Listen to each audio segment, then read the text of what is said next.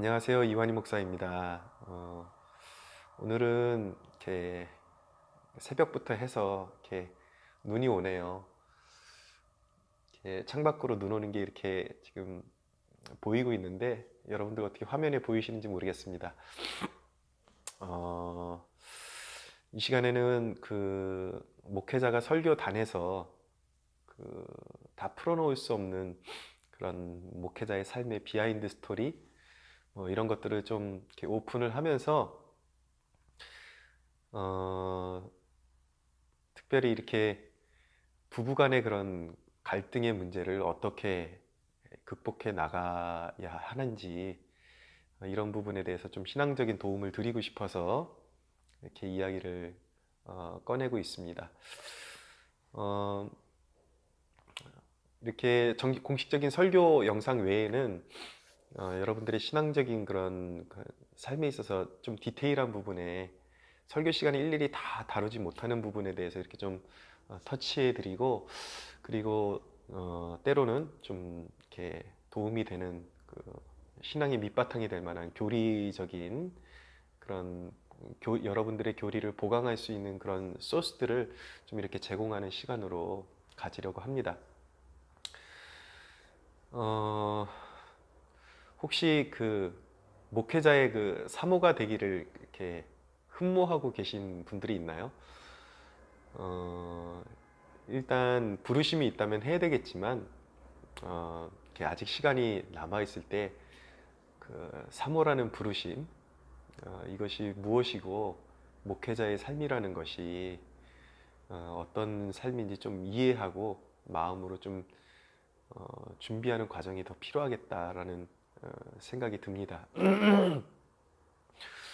어, 그런 마음의 준비가 필요한 이유는 제 주변에 보면은 특별히 이 시대에는 목회자들도 그 이전 우리 선배 때들보다는 아무래도 좀 이렇게 조금은 가벼워진 이 시대가 된 것 같습니다. 그러다 보니까 목회자라 할지라도 좀 쉽게 결혼 상대를 정하고 이렇게 결혼을 하다 보니까 이전보다 더 이렇게 목회자들의 이혼 비율도 높아지는 것 같고요. 주위에서 들을 때도 이렇게 목회자들 가정이지만 깨어진 경우들에 대한 이야기를 생각보다 종종 듣습니다. 생각보다 많이 듣습니다. 무언가 문제가 있다라는 것이죠. 그리고 얼마 전에도 제 그 이전에 제가 대학생들을 지도할 때 제자 중 한 명이 한 녀석이 결혼을 했는데 단 1년도 못 채우고 이제 헤어지게 되었다라는 소식을 듣게 되었습니다. 둘 다 뭐 영국에 유학 가서 뭐 스펙도 좋고 나름대로 둘 다 신앙이 있다고 생각했던 청년들이었는데 결혼해서 1년도 버티지를 못했다라는 것이죠. 무엇 때문에 그런 일들이 벌어지는 것일까? 분명히 그들 안에 신앙이 있다라는 게 거짓 말은 아니거든요.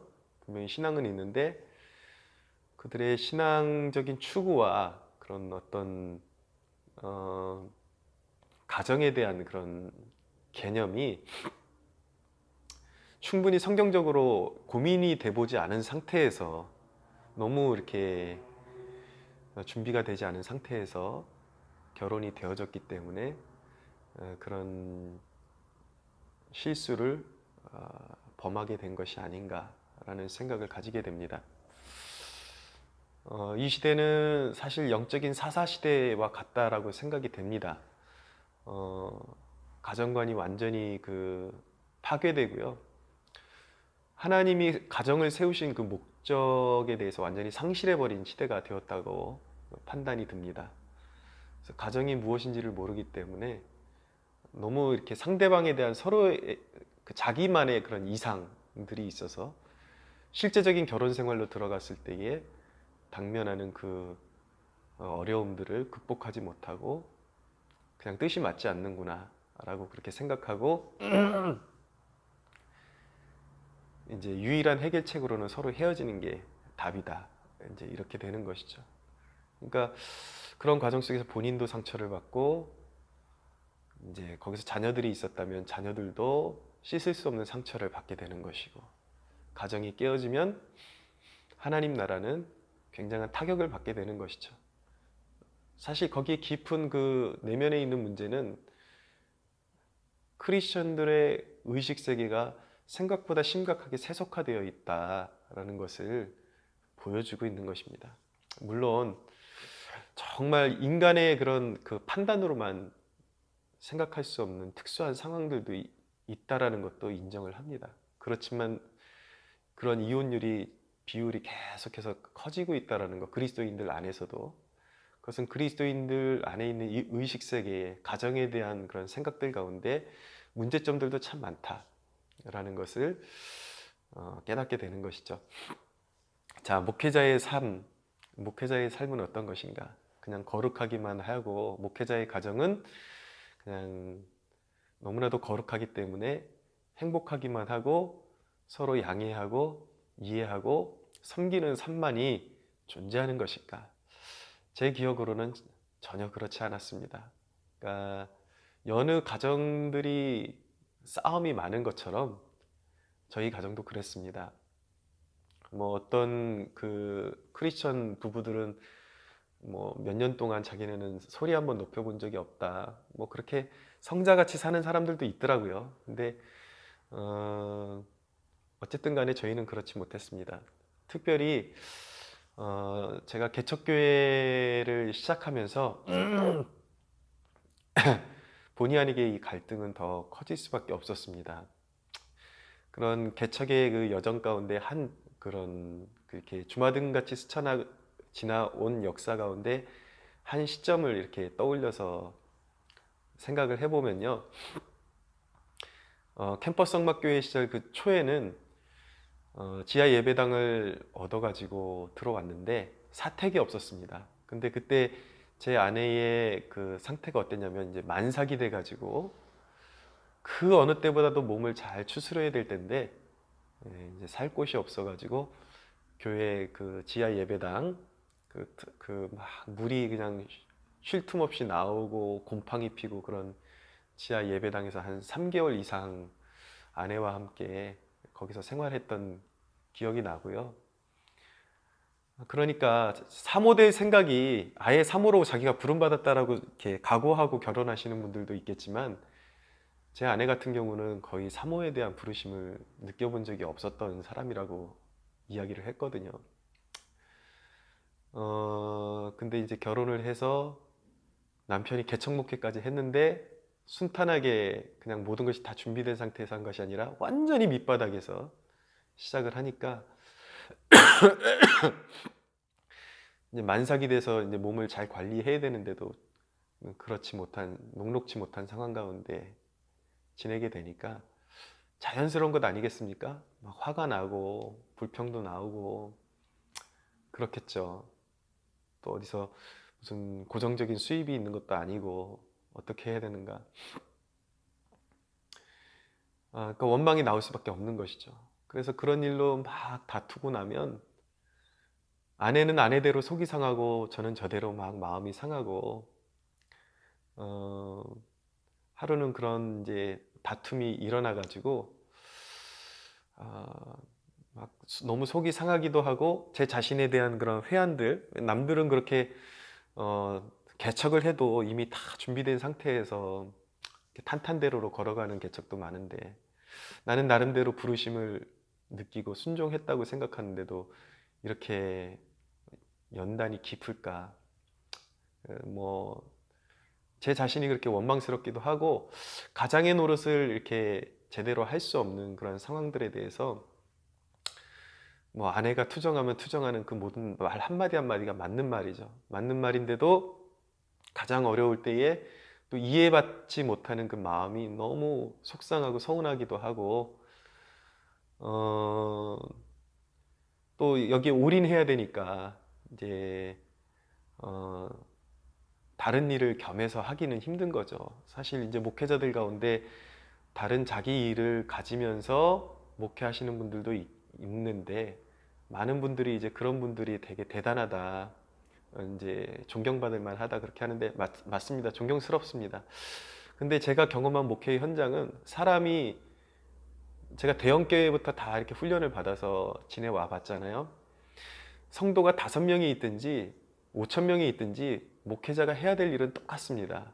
정상적으로 목회를 하게 되면은 새벽 설교 준비하고 수요일 설교 준비하고 주일 설교 준비하고 그 과정이 설교 한 편 한 편이 그냥 나오는 것이 아니라 수없는 시간들 가운데 몸부림치고 또 이렇게 인풋이 있어야 이제 아웃풋이 있는 거잖아요. 나가는 게 있는 거잖아요. 공부해야 되고 기도해야 되고 정말 그 시간에 계속 쫓기면서 삽니다. 굉장히 시간적인 여유가 생각보다 없어요. 근데 목회자가 만약에 생활의 그 염려 때문에 이제 직장 일을 얻어서 나가면 또 그렇게 그런 바운더리 안에서 만족하시면서 목회하시는 분들도 있겠지만 사실 이렇게 정상적으로 이렇게 목회에만 올인하게 되면 그건 목회를 포기하는 일이라고 봐야 됩니다. 그만큼의 이제 성경 묵상도 포기해야 되는 것이고 기도 생활도 포기해야 되는 것이고 그냥 세상으로 나아갔다 그냥 다급하게 들어와 가지고 말씀 준비하고 성도들하고 좀 나누고 그렇게 되는 건데 그렇게 되면 아무래도 영적인 그런 양식을 공급하는 데 큰 한계가 있겠죠. 그래서 이제 그 올인하다 보니까 이제 가장으로서의 역할이 이제 빈약하게 되는 거예요. 그러니까 그렇게 되면 새벽부터 저녁 늦게까지 내 할 일을 다 하고 정말 누구 못지않게 열심히 살았는데도 불구하고 결국에는 가정에는 이제 몹쓸 가장이 되어버리는 이런 상황이 되니까 내 인생에 대한 너무 허무함과 그런 서글픈 마음이 드는 것이죠. 그래서 어느 날은 된통 싸우고서 이제는 내가 목회를 진짜 접어버려야 되겠다. 너무 보람도 없고 너무 고통스럽다. 그래서 심지어는 가정도 버리고 싶은 적이 있었습니다. 그래서 어느 날은 막 혈기에 사로잡혀 가지고 자전거 타고 이문동에서 동서울 터미널까지 막 그 야밤에 질주해 가지고 가가지고 혹시 어디 뭐 지방에 아무데나 가는 그런 저기 고속버스가 있으면 이제 타고 가서 거기서 어디 정착해서 살 데가 있을까 이런 고민도 하고 동서울 터미널까지 갔는데 또 너무 늦게 가가지고 그날 막차가 다 끊겼더라고요. 사실 모르겠어요. 제가 아마 혈기에 그렇게 갔다가 차가 있어서 돌아왔을 것입니다. 그런데 그렇게 갈등이 있고 그런 상황 가운데서 심지어 어떤 그런 생각까지 들 때가 드는 날들이 종종 있었냐면 마치 욥처럼 예레미야처럼 내가 태어난 날을 저주하는 그런 날들도 있었습니다. 욥이 이렇게 고백하거든요. 욥이 입을 열어 이르되 내가 난 날이 멸망하였더라면 사내 아이를 베었다 하던 그 밤도 그러하였더라면 그날이 캄캄하였더라면 하나님이 위에서 돌아보지 않으셨더라면 빛도 그날을 비추지 않았더라면 이렇게 주구장창 자기를 한탄합니다. 그 밤에 새벽별이 별들이 어두웠더라면 그 밤이 광명을 발할지라도 얻지 못하며 동틈을 보지 못하였더라면 좋았을 것을. 이는 내 모태의 문을 닫지 아니하여 내 눈으로 환난을 보게 하였음이로구나. 이렇게 한탄하죠. 이게 그 무능한 남자들의 고민입니다. 내가 왜 태어났나 이런 고민도 하기도 하고 자기 자신을 스스로 저주도 해보고.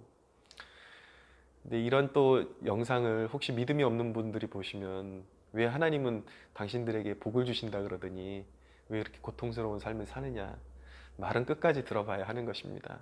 하나님이 이런 고통스러운 과정을 통해서 우리를 빚어가시는 그 과정이 있거든요.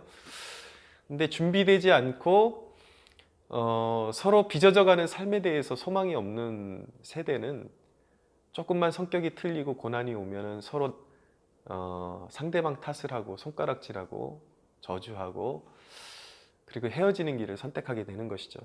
근데 우리 부부에게 그런 갈등이 있었는데 우리 부부가 그런 위기를 만날 때마다 성큼성큼 뛰어넘을 수 있었던 가장 큰 매개체가 무엇이었는가? 은총의 도구가 무엇이었는가?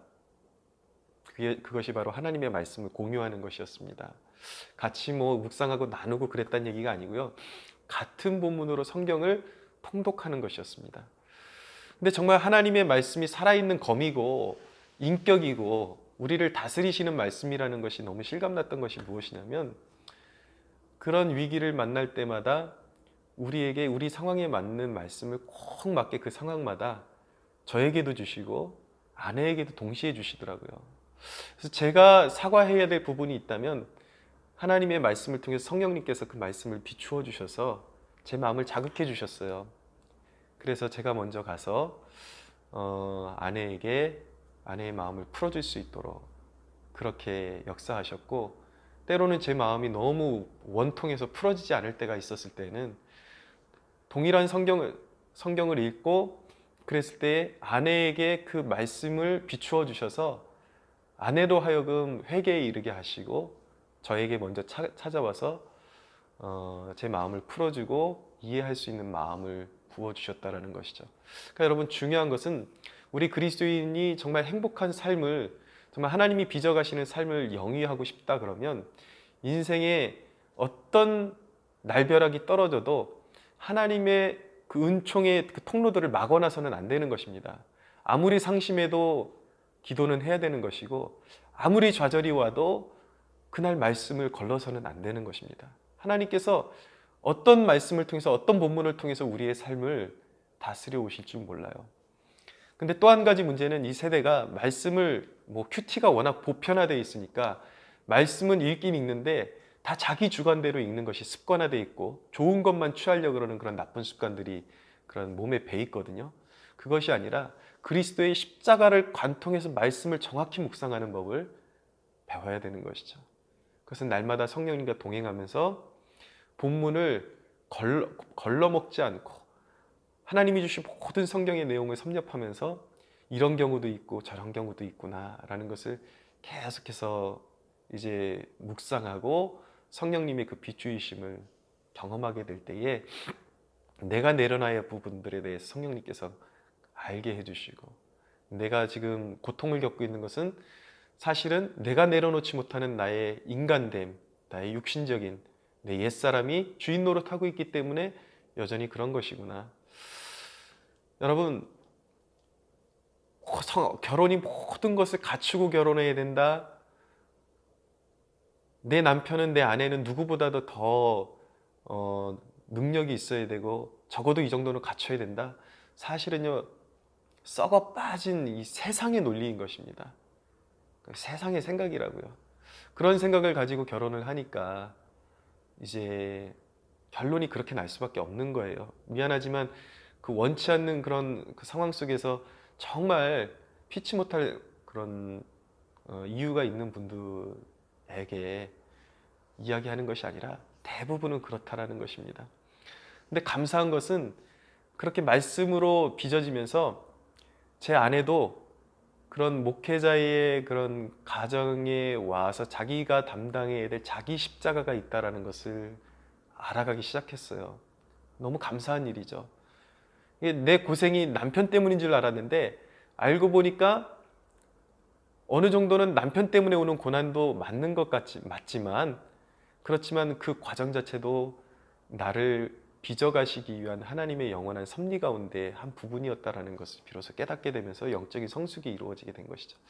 너무나도 감사한 것은 목회의 위기가 계속해서 끊이지 않고 삶의 위기들이 있었는데, 저도 많이 깨지는 경험을 이제 갖게 되었지만, 특별히 아내에게 너무나도 고맙고 하나님께 감사한 것은 무엇이냐면 아내가 빚어지기 시작한 것입니다. 목회자의 삶을 이해하게 되고 자기가 져야 될 십자가에 대해서 이해하게 되고, 예전에는 목회가 너무 극도로 힘들어지면 제가 막 힘들어가지고 주저앉고 싶었는데 이제는 그 누구보다도 아내가, 이전에는 제가 막 끌고 갔어야 되는데 아내가 지금 격려해주고 당신을 믿는다 그러고, 오히려 이 상황 가운데 하나님이 이러이러한 마음으로 우리에게 주시는 연단이 아닐까?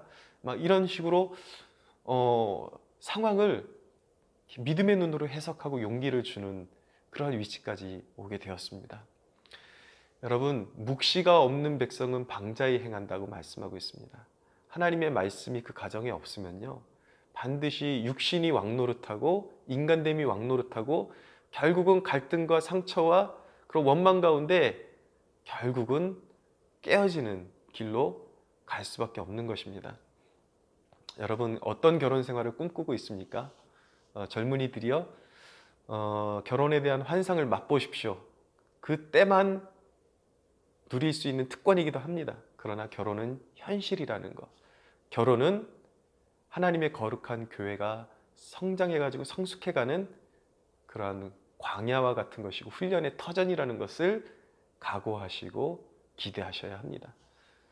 그래서 십자가를 지고 서로를 받쳐주고 자기의 잘못을 용서를 구하고 또 상대방을 보듬어주고 가는 와중에 그것 가운데 그 어려움을 극복하게 하시고 믿음을 성장케 하시고 온전한 하나님의 사람으로 점점 빚어져 가시는 하나님의 손길을 경험하게 되는 것, 그것이 가정에 허락하신 축복이라는 것, 깨닫는 축복이 있게 되기를 바랍니다. 여러분들의 가정에 주인이 하나님이 되시고 그리스도가 되시고 그분의 온전한 통치가 이루어질 수 있기를 축복합니다. 여러분들의 인생에 가정에 갈등이 있고 특별히 이런 갈등 때문에 주눅 들어 있는 남자들이 있습니까? 하나님의 말씀을 신뢰하시고 그 모든 것들이 하나님께서 예비하신 그런 정말 축복으로 가는 통로임을, 영적인 성장과 세상이 이길 수 없는 하나님의 사람으로 빚어가시는 그 과정임을 기억하시면서 날마다 하나님의 말씀으로 깊은 잠에서 깨어나고 단련되어지고 그리고 아름답게 가정을 지켜나갈 수 있는 그런 하늘의 복을 누리시기를 예수님의 이름으로 축복합니다.